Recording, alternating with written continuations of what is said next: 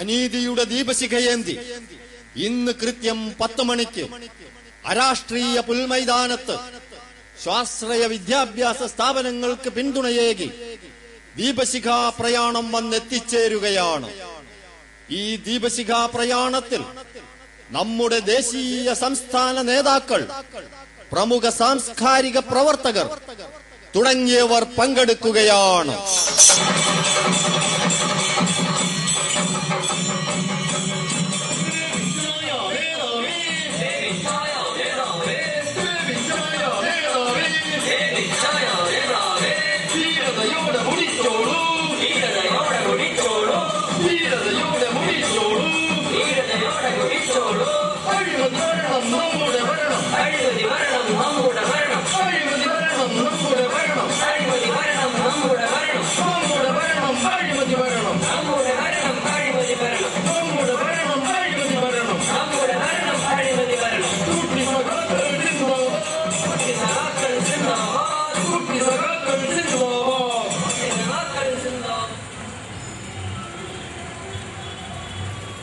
ദീപശിഖ ഏറ്റുവാങ്ങി ഈ യോഗത്തെ അഭിസംബോധന ചെയ്ത് സംസാരിക്കുന്നതിനായി ആദരണീയനായ അസാംസ്കാരിക മന്ത്രിയെ സാദരം ക്ഷണിക്കുന്നു.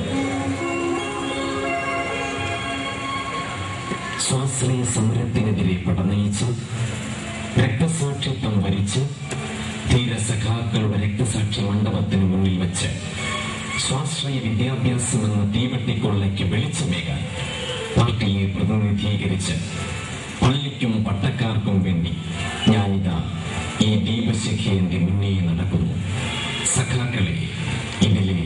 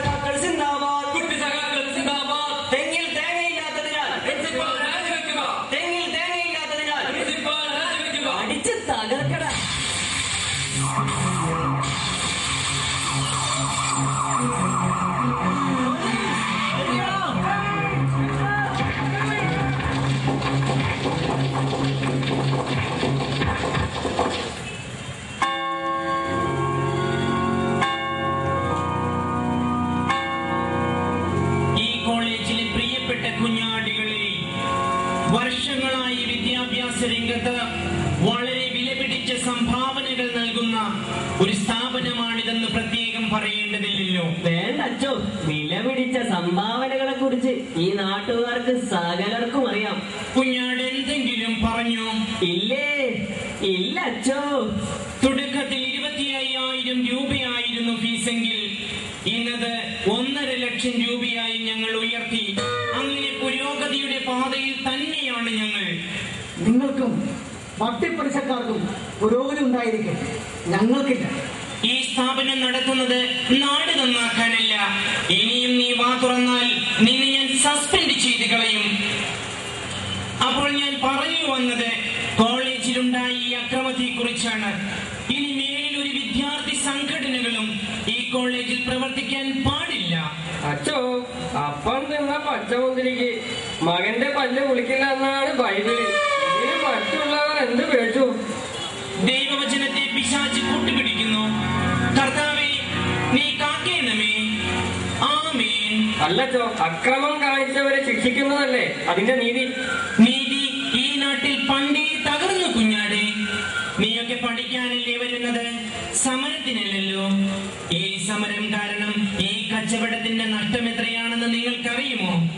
അതുകൊണ്ട് നിങ്ങൾ നിങ്ങളുടെ പഠിപ്പ് തുടരുക, ഞങ്ങൾ ഞങ്ങളുടെ കച്ചവടവും നടത്താം. എല്ലാ സമരവും അക്രമങ്ങളാണെന്ന് പറഞ്ഞ് നിരോധിക്കുന്നതിന് പിന്നിൽ കലാലയങ്ങളെ അരാഷ്ട്രീയവൽക്കരിക്കുന്നതിന്റെ അപകടം പതിയിരിപ്പുണ്ട്. പണ്ട് ഞങ്ങൾ തൊഴിലില്ലാത്ത അഭ്യസ്ത വിദ്യർ മാത്രമായിരുന്നു. എന്നാൽ ഇന്ന് ലക്ഷങ്ങളുടെ ബാധ്യതയുള്ള യുവത്വം കൂടിയാണ്. ഈ കച്ചവടത്തെയും അതിന് കൂട്ടുനിൽക്കുന്ന ഇടത് വലത് രാഷ്ട്രീയക്കാരെയും ചോദ്യം ചെയ്യാൻ കലാലയ രാഷ്ട്രീയം നിലനിന്നേ പറ്റൂ. അതില്ലാതാക്കുന്ന ഏത് ശ്രമവും നാം ഒറ്റക്കെട്ടായി ചേർക്കണം. കലാലയ രാഷ്ട്രീയം എന്നത് അടിച്ചു തകർക്കലും പഠിപ്പ് മുടക്കലുമാണെന്ന പുതിയ സമവാക്യം രൂപീകരിച്ച ഈ കുട്ടി സഖാക്കളെയും ഫാസിസ്റ്റുകളെയും തടഞ്ഞില്ലെങ്കിൽ കലാലയ രാഷ്ട്രീയം തകർന്നു വീഴും. നമ്മുടെ രാജ്യം ഭരിക്കേണ്ടത് നാം തന്നെയല്ലേ? നിർജീവമായ കലാലയങ്ങൾക്ക് അത്തരക്കാരെ നൽകാൻ കഴിയുമോ? രാജ്യം കൈയടക്കാൻ വൈദേശികർ വന്നുകൊണ്ടിരിക്കുമ്പോൾ തലകുനിക്കുന്ന ഭരണാധിപന്മാർ ഉണ്ടാവാതിരിക്കാൻ ഈ കലാലയങ്ങൾ നമുക്ക് വീണ്ടെടുക്കാം. ആ പഴയ മുദ്രാവാക്യം വീണ്ടും മുഴങ്ങട്ടെ.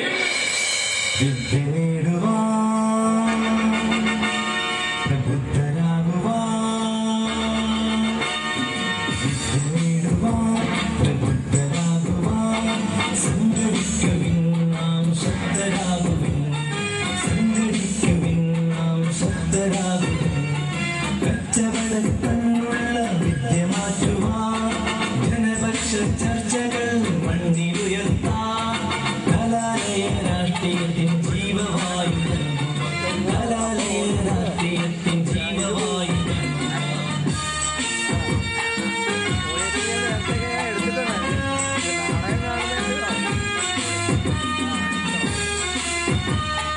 പഠിതാക്കളെ അണിചേരുവിൻ, പഠിതാക്കളെ നിങ്ങൾ അണിചേരുവിൻ. പഠിതാക്കളെ അണിചേരുവിൻ, പഠിതാക്കളെ നിങ്ങൾ അണിചേരുവിൻ. റോഡ് ടു ക്യാമ്പസിൽ അണിചേരുവിൻ, റോഡ് ടു ക്യാമ്പസിൽ അണിചേരുവിൻ.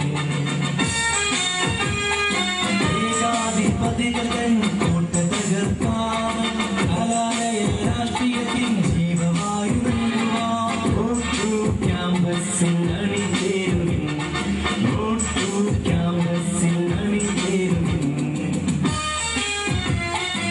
ആദിവാസി ദളിതനും വിദ്യ നേടുവാൻ, മുസൽമാനും ഈവാനും പറന്നുയരുവാൻ. ആദിവാസി ദളിതനും വിദ്യ നേടുവാൻ, മുസൽമാനും ഈവാനും പറന്നുയരുവാൻ. അവകാശ പോരാട്ടം ഇനിയും തുടരുവാൻ, അവകാശ പോരാട്ടം ഇനിയും തുടരുവാൻ.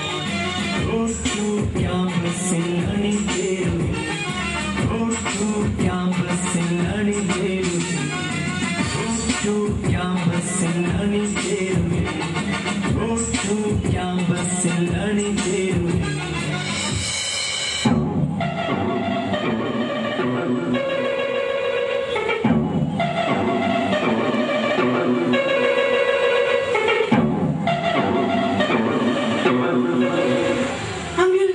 Uncle, please. ഒരു യൂണിവേഴ്സിറ്റി ദീജി. യാങ്കി സർ, ഒരേ ഒരു യൂണിവേഴ്സിറ്റി. സിർഫ് ഏക്. Uncle, please. മിസ്റ്റർ സിംഗ്, അതൊന്നും അത്ര എളുപ്പമുള്ള കാര്യമല്ല. ഈ പട്ടികജാതി പട്ടികവർഗവും സാമൂഹ്യ പിന്നോക്കാവസ്ഥയും പറഞ്ഞ് ഫീസ് കൺസെഷനോ സംവരണമോ നൽകാൻ പറ്റുന്ന ഒന്നല്ല അത്. ലക്ഷങ്ങൾ കയ്യിലുള്ള മുതലാളിമാർ വന്ന് പഠിക്കേണ്ട സ്ഥലം ദിവസം 20 രൂപ പോലും ഇല്ലാത്ത നിങ്ങൾ ഇന്ത്യക്കാർക്ക് അതൊക്കെ പറ്റുമോ? അതൊക്കെ വഴിയുണ്ടാക്കാം. നിങ്ങൾ ആദ്യം ഒരു കോളേജ് തുടങ്ങും. യുവതലമുറയെ കയ്യിലെടുത്താലേ നിങ്ങൾക്ക് ഇങ്ങോട്ടുള്ള കയറ്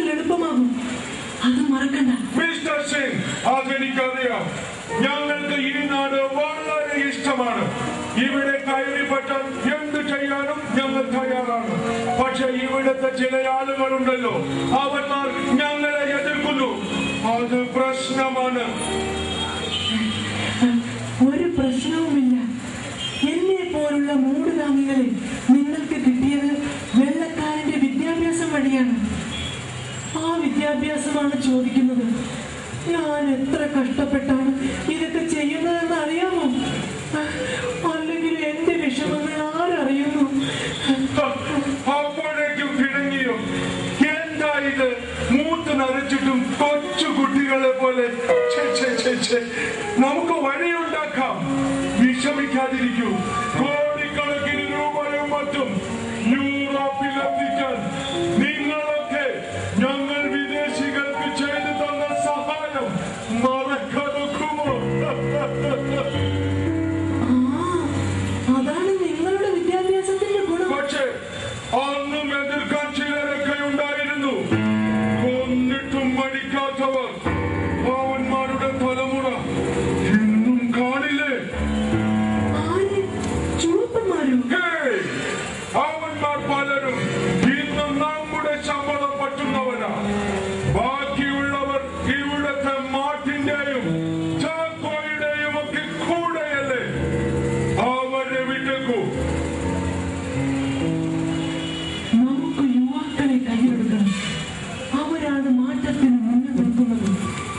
അവർ നമ്മുടെ പക്ഷത്തായാൽ കാര്യമൊക്കെ. പക്ഷേ എന്താണ് പക്ഷേ?